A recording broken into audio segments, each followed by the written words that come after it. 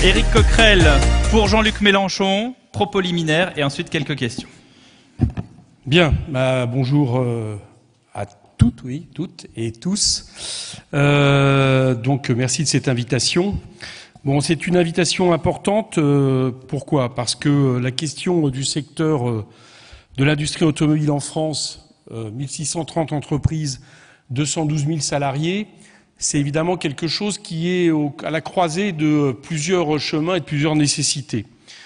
Nécessité écologique, j'en parlerai beaucoup dans mon introduction, nécessité en termes d'emploi, nécessité en termes industriels et nécessité en termes de réponse adéquate aux besoins sur la question du déplacement des personnes et des biens, considérant que le droit à la mobilité, pour nous, est un droit absolument fondamental.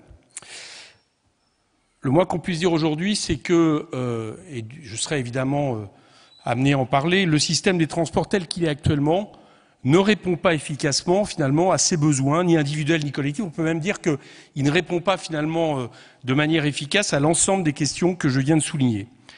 Premier problème, l'écologie et la planification, puisque nous, vous le savez, nous proposons une planification de l'économie, non pas en termes de Gosplan ou autre, mais tout simplement de la manière dont cela a été mené pendant très longtemps en France, c'est-à-dire avec un État stratège qui envoie des signes très clairs dans la direction dans laquelle on veut aller et qui prend comme première préoccupation, parce que ça doit être la première préoccupation de l'humanité, celle de la pollution et du gaz à effet de serre.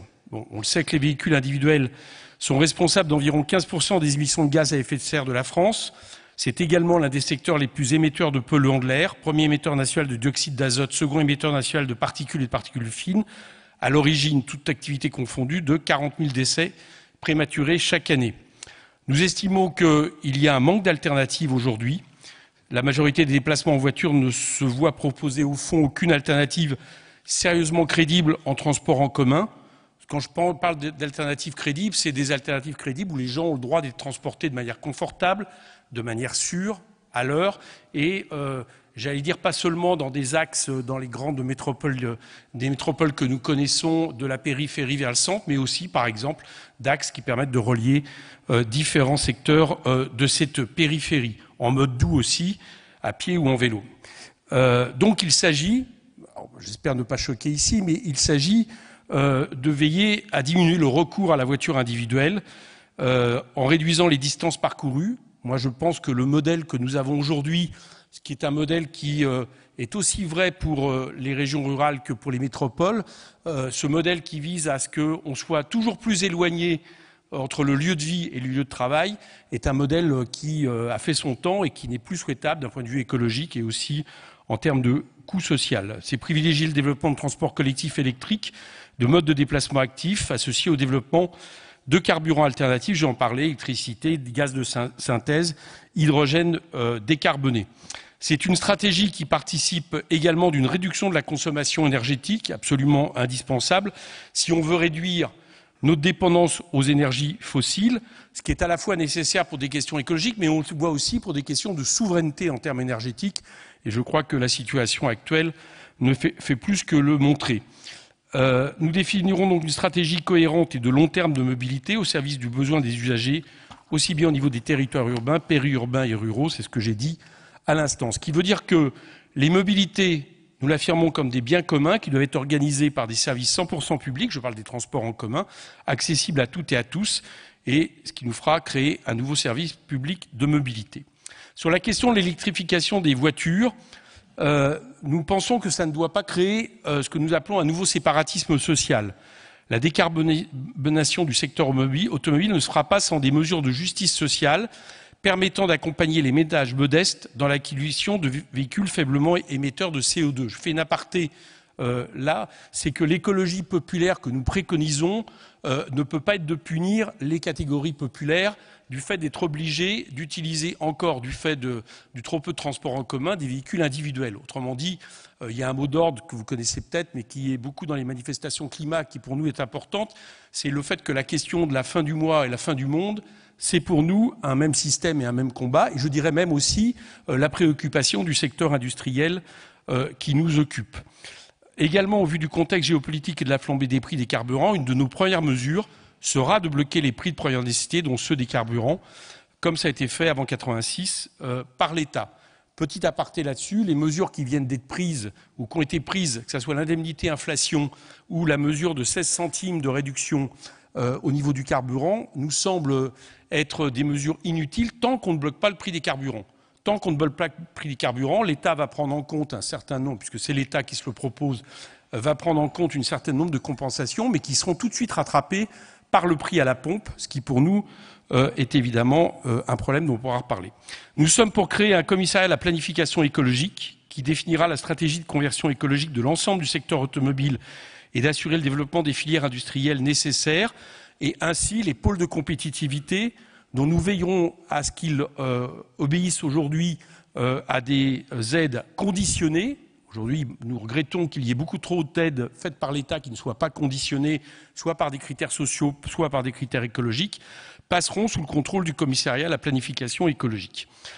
Tout ça pour quel but? Pour but de développer les outils industriels et de recherche-développement collectif pour permettre de répondre aux besoins de transformation du secteur dans des domaines de l'électrification et du numérique. Constituer aussi ce que, le terme n'est pas très propre, mais ce qu'on appelle des patrimoines territoriaux non délocalisables, c'est-à-dire de veiller à une relocalisation de l'industrie ou en tout cas éviter la délocalisation et en veillant à un développement équilibré des territoires. Je fais une petite aparté là-dessus. La question de la sous-traitance du secteur automobile avec la disparition du fait de donneurs d'ordre préférant finalement externaliser dans d'autres pays la production de ce que fabriquent les sous-traitants est un vrai problème pour l'industrie en France. Nous avons fait une proposition de loi qui s'appelle GMS. GMS, c'était une entreprise à la souterraine qui a fermé ses portes suite, j'allais dire, au fait que les deux plus gros fabricants automobiles français aient fini par arrêter le carnet de commandes de cette entreprise, alors même que ce carnet de commandes était nécessaire, mais ça a été relocalisé ailleurs.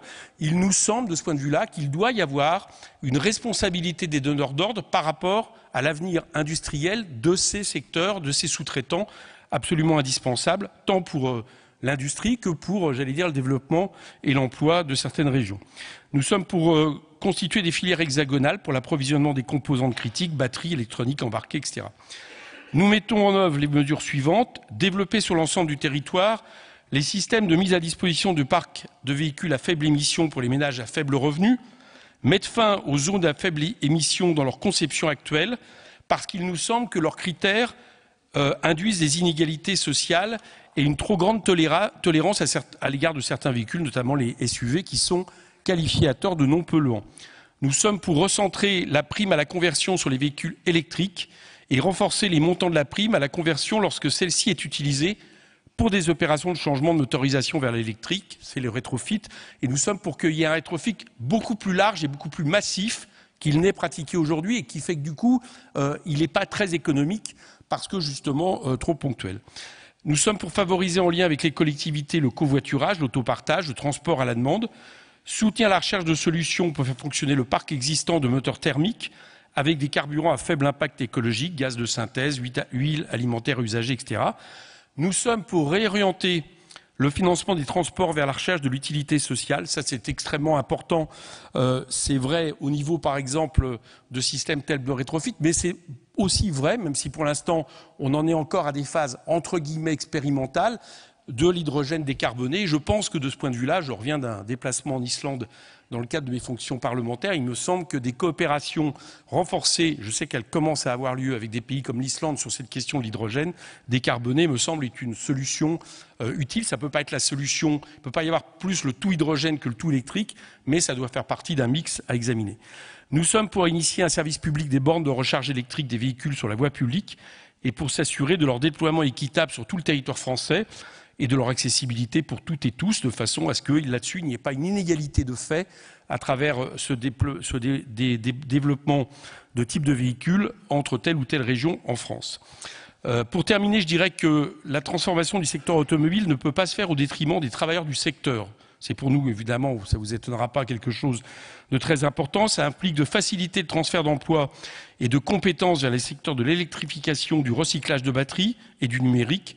Et pour cela, il est évidemment nécessaire d'accompagner la reconversion des salariés des PME et TPE travaillant aujourd'hui majoritairement pour des activités liées aux véhicules thermiques et aux énergies fossiles. Cela passe notamment par la mise en place de formations diplômantes et professionnelles permettant de former aux métiers des secteurs en forte croissance et demandeurs de main-d'œuvre. Voilà ce que je voulais vous dire en termes de propos liminaires. Merci. Merci Éric Coquerel.